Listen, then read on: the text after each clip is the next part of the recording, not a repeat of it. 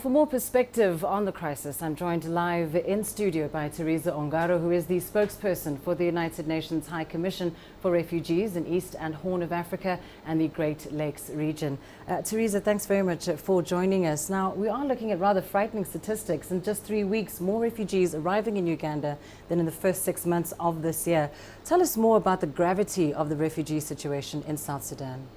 We're deeply concerned about the situation in South Sudan. As we speak, 60,000 people have left the country in the last 3 weeks since the fighting broke out in Juba.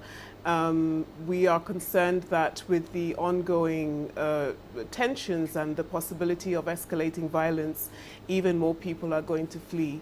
We're also concerned about 250,000 refugees who live inside South Sudan, for whom we are increasingly unable to provide protection and assistance because of the insecurity in the country.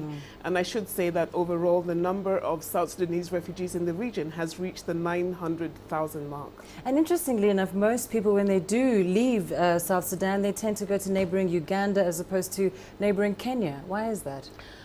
We are attributing the move to Uganda to the Ugandan military's evacuation of nationals of Uganda from South Sudan.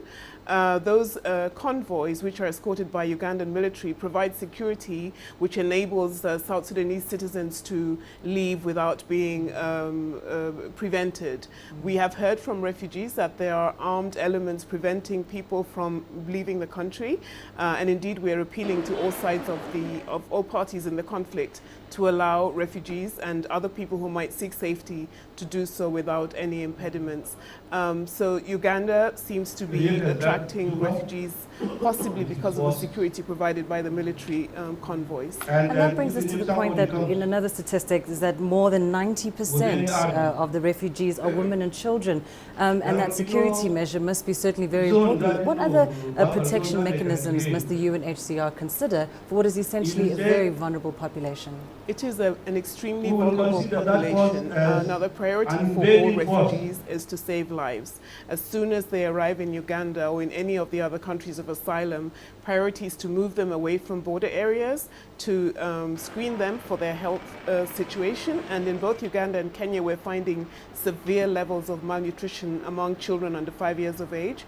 And this implies either that they have been facing food shortages in the places of origin, or possibly that children are suffering from the shock of being displaced over time. So we move them from border areas, health screening, provide them with food, shelter, health, and basic life-saving assistance. The challenge, though, as I said, we have 900,000 refugees from South Sudan in the region.